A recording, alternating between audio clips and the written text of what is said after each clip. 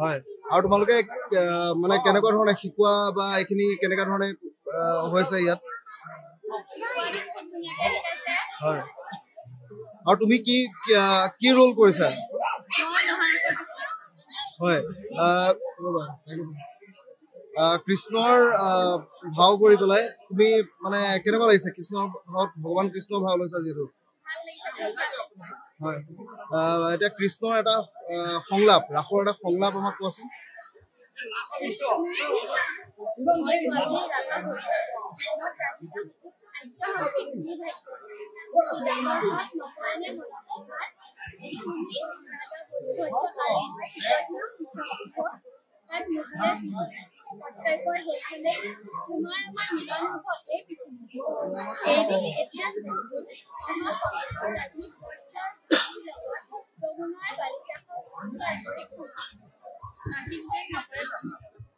হয়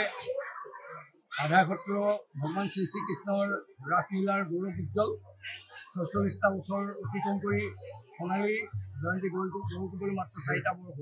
বাকী আছে আমি এইবাৰ মহা আয়োজন আমি দুদিনীয়া বনাঢ্য কাৰ্যসূচী ১৬ আৰু ১৭ নৱেম্বৰ দুদিনীয়া বনাঢ্য কাৰ্যসূচীৰে ৰাসভাগ কৰিবলৈ লৈছোঁ এইবাৰ বিশেষকৈ আমি আমাৰ স্থানীয় প্ৰায় ২০০ৰ ওপৰত কণ শিশুৰ পৰা আৰম্ভ কৰি জ্যেষ্ঠ জনলৈকে ২০০জন শিল্পীয়ে ইয়াত স্থানীয়ভাৱে ইয়াত অংশগ্ৰহণ কৰিব তাৰ উপৰিও আমি অসমৰ দুজন বলিষ্ঠ অভিনেতা কে খ্যাত সিদ্ধাৰ্থ শৰ্মা আৰু মোহন খ্যাত দীপজ্যোতি কেওট এই দুজন বলিষ্ঠ অভিনেতাক আমি ১৬ আৰু ১৭ তাৰিখে আমন্ত্ৰণ জনাইছোঁ আমাৰ উদ্দেশ্য এটাই যে তেখেতসকলক এই বলিষ্ঠ অভিনেতা দুজনক অসমৰ লাখ লাখ দৰ্শকে টিভি পৰ্দাত উপভোগ কৰে কিন্তু আমি মুকলিমূৰীয়াকৈ আমাৰ মঞ্চত একেবাৰে সন্মুখত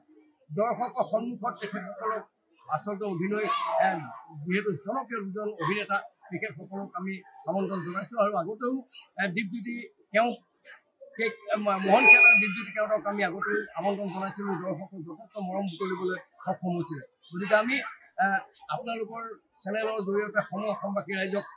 ৰাস পূৰ্ণিমাৰ শুভেচ্ছা জ্ঞাপন কৰিছোঁ আৰু সমূহ অসমবাসী ৰাইজৰ সহায় সহযোগিতা কামনা কৰিছোঁ আমাৰ প্ৰায় ৮০% আমাৰ ৰাসভাগৰ উদযাপনৰ ক্ষেত্ৰত আমি অগ্ৰগতি লাভ কৰিছোঁ গতিকে আমি আশা ৰাখিম আৰু পুনৰবাৰ আমি সকলোলৈকে ৰাস পূৰ্ণিমাৰ শুভেচ্ছা জ্ঞাপন কৰিছোঁ আৰু সকলোৰে সহায় সহযোগিতা আমি একান্তভাৱে কামনা কৰিছোঁ হয় আচলতে আমি ৪৪তম শ্ৰী শ্ৰীকৃষ্ণ সম্পূৰ্ণ ৰাসলীলা ভাগি আয়োজন কৰিবলৈ আমি আগবাঢ়িছোঁ মাজত প্ৰায় ৬টা দিন আছে গতিকে আমি বিগত বৰ্ষৰ তুলনাত আমি ৪২টা বৰ্ষ ইতিমধ্যে অতিক্ৰম কৰি গৈছোঁ আমি যিধৰণে প্ৰস্তুতি সম্পন্ন কৰিছিলোঁ এইবাৰ আৰু অত্যাধুনিক আমি বৃন্দাবন সদৃশ পৰিৱেশ আমি সৃষ্টি কৰিবলৈ আমি চেষ্টা কৰিছোঁ আমাৰ যি ৰাসৰ প্ৰেক্ষাগৃহ আছে প্ৰেক্ষাগৃহৰ ৰাসৰ যি মঞ্চ আছে তাৰ বাহিৰে আমাৰ অঞ্চলৰ প্ৰায় আমি ১ কিলোমিটাৰ ধৰি এই বৃন্দাবনৰ পৰিৱেশ আমি সৃষ্টি কৰিবলৈ সক্ষম হৈছোঁ যাতে ৰাসপ্ৰেমী যিসকল দৰ্শক আহে সেই দৰ্শকসকলে আহোঁতে আচলতে এটা ৰাসৰ অনুভৱ এটা তেওঁলোকে অনুভৱ কৰিব পাৰিব আৰু আমাৰ এই অঞ্চলত প্ৰায় ২০০ৰো অধিক শিল্পীক আমি এই মঞ্চৰ জৰিয়তে তেওঁলোকে অভিনয় কৰিবলৈ সুবিধা পাই আহিছে আৰু এই বছৰো তাৰ ব্যতিক্ৰম নহয় ২০০ৰো অধিক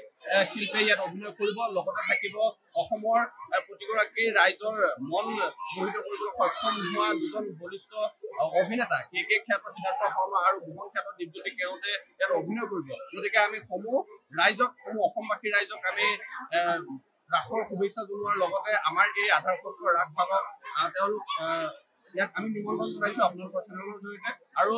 বিগত বৰ্ষসমূহত আমি দেখিছিলোঁ যে ইয়াত যথেষ্ট দূৰৰ পৰা দৰ্শক আহি তেওঁলোক আসনৰ কাৰণে ঘূৰি যাবলগীয়া হয় গতিকে আমি এইবাৰ যথেষ্ট প্ৰেক্ষাগৃহ আমি যথেষ্ট বহল কৰিছোঁ আসন আমি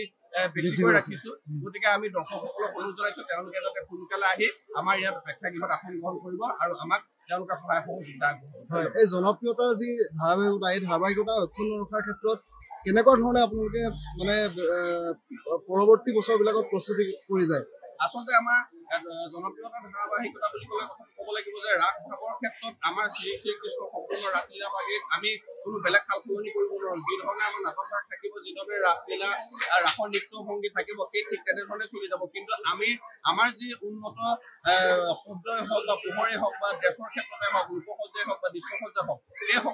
সকলোবোৰত আমি পূৰ্বৰ তুলনাত আমি এতিয়া উন্নত কৰিবলৈ আমি চেষ্টা কৰি আহিছোঁ। আৰু পৰৱৰ্তী সময়ত আৰু কেইটা বছৰৰ পিছত আমাৰ সোণালী জয়ন্তী 50 বছৰ হ'ব, এই ৰাসভাগে 50টা বছৰ গৈ উঠিব। গতিকে আমি আৰু উন্নত পৰ্যায়ত গৈ যাবলৈ আমাৰ অঞ্চলবাসী ৰাইজক আমি আৰু উন্নতভাৱে ৰাসভাগ দেখুৱাবৰ বাবে আমি চেষ্টা কৰি যাম। যিকোনো খবৰৰ বাবে যোগাযোগ কৰক